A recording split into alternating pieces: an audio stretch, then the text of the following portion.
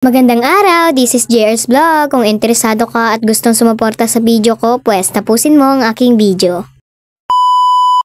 Sa oras nga po pala niyan ay pupuntahan namin ang aking kaklase. Paano ba naman kasi ay pupunta kaming Ubang? Naiinip na nga pala kami sa mga oras na yan. Paano ba naman kasi ay sobrang tagal niya. Kaya napag-usapan namin na pumunta na lang sa kanila kaysa mapaghintay pa dito sa may labas. Kahit umuulan, sugod pa din tayo sa ulan kasi para lang makapunta tayo sa Ubang sa practice. Kung inyong ang tatanungin ay para ito sa intrams namin, 15k pa naman ang papanalunan. Sayang naman yun. Kaya kahit exam na namin bukas ay todo practice pa din kami. Paano ba naman kasi ay sayang naman yung 15k natin, di ba? Malayo-layo pa nga kami sa mga oras na yun dahil di namin alam kung saan ang bahay ng aming kaklase. Yan, at tama pakit muna dyan ang aking klase. Paano ba naman kasi ay sobrang pagod na kami habang hindi pa kami nakakarating sa Ubang. Nandito na nga pala kami sa bahay ng aming kaklase. Akala nga namin wala siya pero naandito pala siya kasi nagtanong kami. Malamang hindi kami magtanong, baka hindi siya lumabas.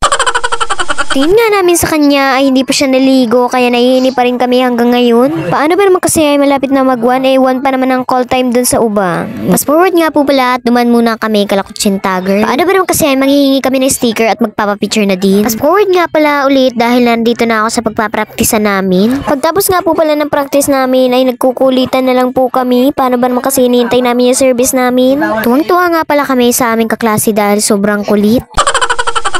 Malungkot nga pala kami dahil hindi nagdating ang aming service. Kaya lumakad na lang kami papuntang bayan. Babalikan ko na nga lang pala kayo dahil masakit ang lalamunan ko na.